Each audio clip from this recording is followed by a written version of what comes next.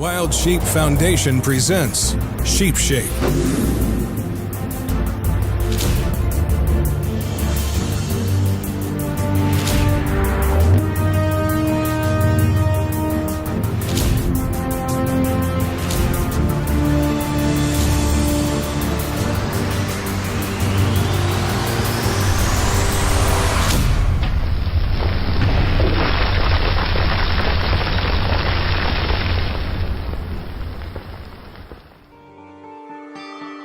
Deep in the Northwest Territories, Patrick Scroggin has laid a perfect kill shot on a mature ram.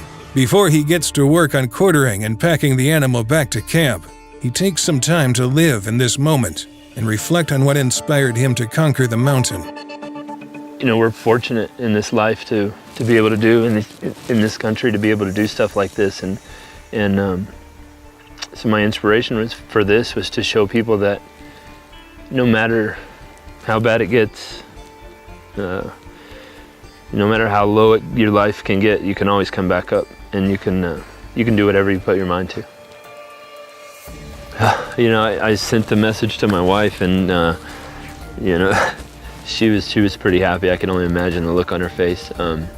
You know, my wife, my family supports me 100%, and I'm sure my girls are pretty excited. I'm sure Kaylee's probably wanting me to come home. My family's been awesome throughout my whole experience, you know, from getting hurt all the way up until now. Just 100% support, and couldn't do it without them. Patrick and the rest of the team are headed back to camp to enjoy a well-deserved fireside ram supper.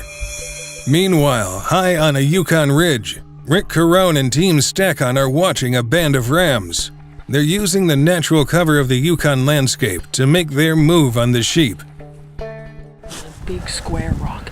It's like a big that one right there. I see right it, there. That's where we're going. The key to this is quiet, because he is right there.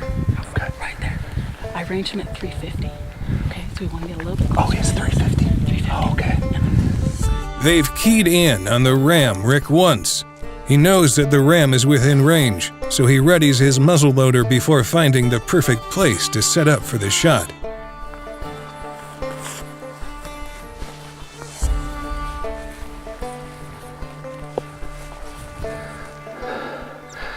Thin air and adrenaline don't mix.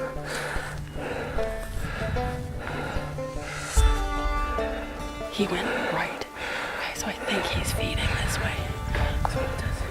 Keep looking up here, because he can. Yeah. This way. Yeah.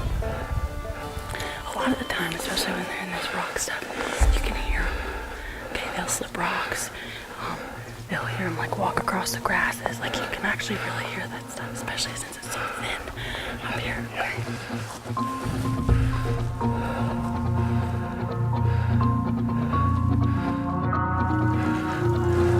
You see that little bluff? Right to the bottom of that square rock. Yeah. We're gonna head to the bottom of that, okay? We'll just sit down and let you catch your breath, and we can relax for a minute. Okay. We'll sit there. Okay. Wait till he comes out at 30 yards. The high-altitude hiking is taxing for Rick.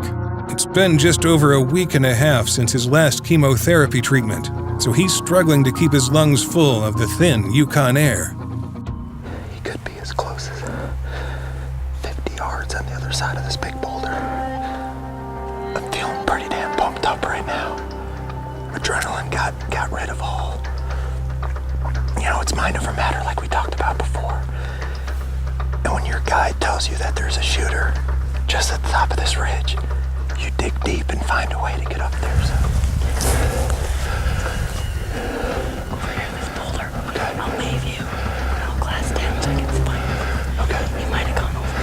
Which should be fine too, because I'm getting. Okay. Rick's guide Jessica leads the way. She needs to get an accurate range on the ram, so Rick can decide whether or not it's close enough to attempt a shot with his bow. That hillside is 219, okay? 219 to that inside. I'm gonna bring you your muzzle. Hold on. Am I going down? No, you're going in that cut right there, and he's right around the corner.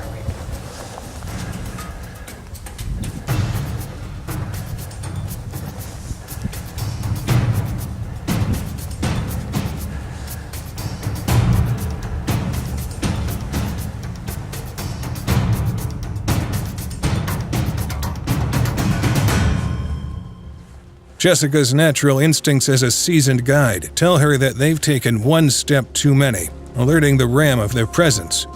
The doctor gave Rick an 18% chance to live past 1 year, so Jessica's trying to give him a 100% chance of leaving the Yukon with a ram. I need a range.